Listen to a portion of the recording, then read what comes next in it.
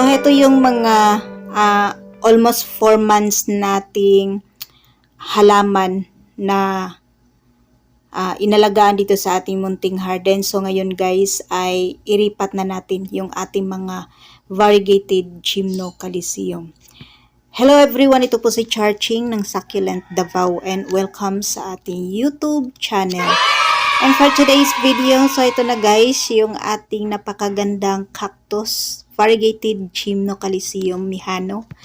Ayan, and then almost 5 months kasi na natin to, napat natin to nung September 21. So, heto guys yung ating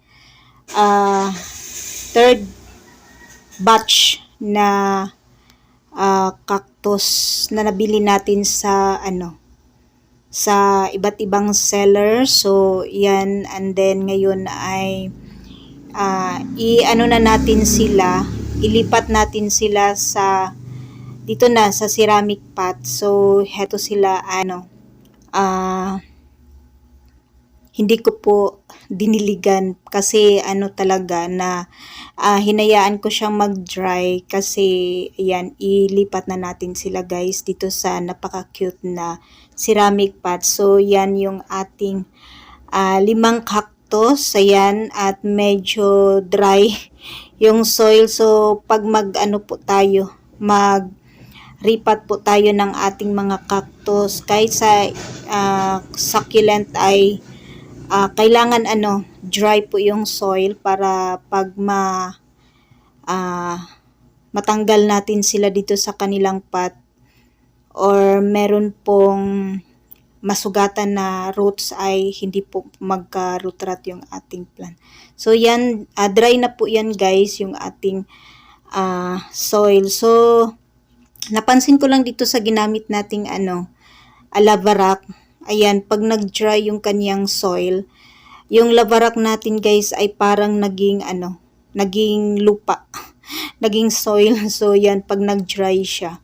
So yan guys, yung maganda sa lavarak kasi siya, nag-absorb siya ng moist. Kaya siguro dry or nagiging siya, nagiging soil siya yung ating lavarak. So yung naman dito yung mga cactus natin guys ay maliliit pa yan. Hindi naman siya masyadong maliit.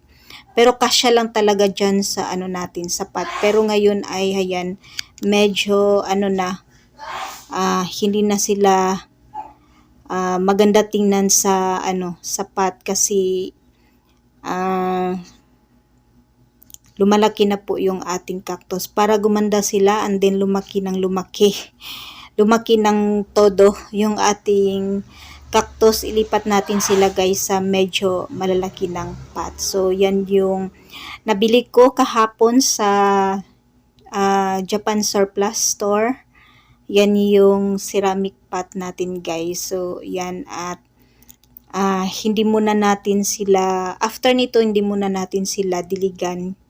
Kasi yan, meron yang nasugatan na mga roots. So yan guys, after ng almost 5 months na pag-aalaga dito sa ating cactus. So yan na po sila guys. Malalaki na, and then meron na pong pops yung iba. So yan, and then heto yung ating pot ay lilinisan ko lang yan kasi meron pa tayong mga maliliit na variegated Gymno and then LB na kailangan din nating ilipat ng paso. So yan guys yung gagawin natin ngayon. So continuation lang po ito guys ng ating mga ginagawang pagripat nitong ating mga plant dito sa ating munting garden.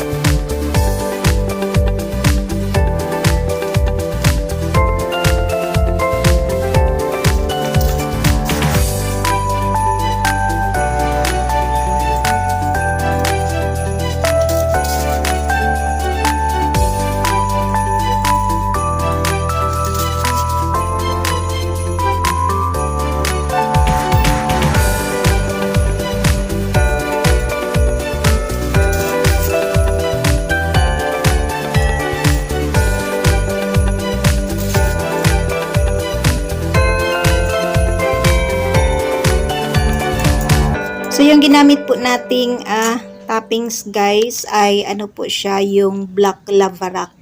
So yan, at yung ating pot naman po ay parang choco brown.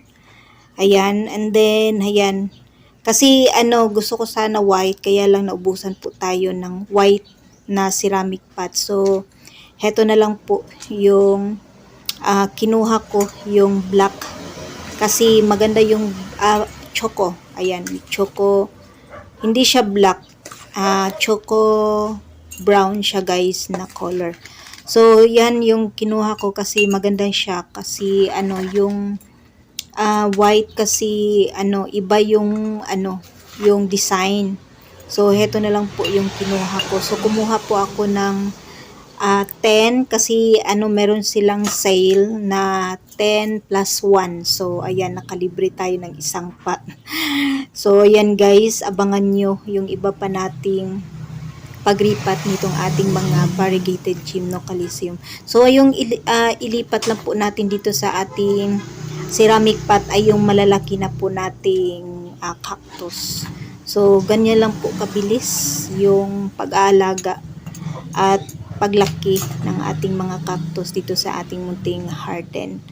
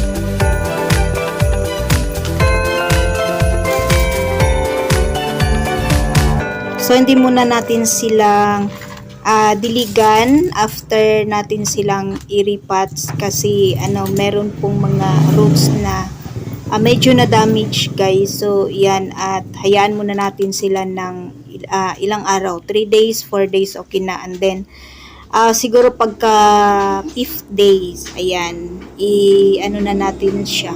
Bigyan na natin sila ng konting water.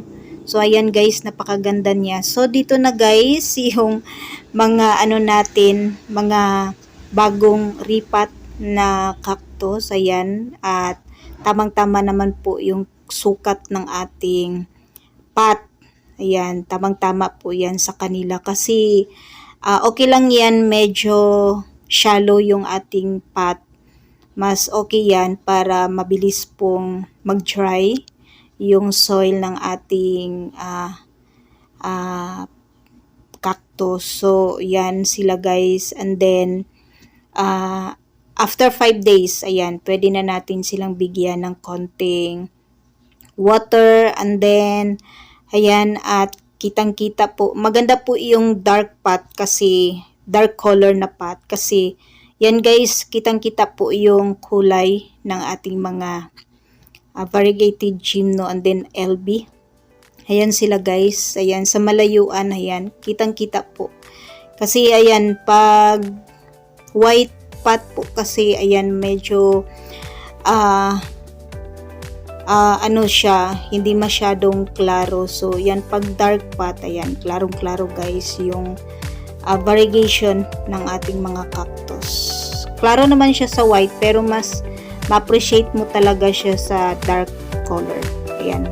So, yan guys, yung update dito sa ating mga cactus, dito sa ating munting garden. And that's for today guys. Maraming salamat po sa inyong panunood dito sa ating YouTube channel. Thanks for watching.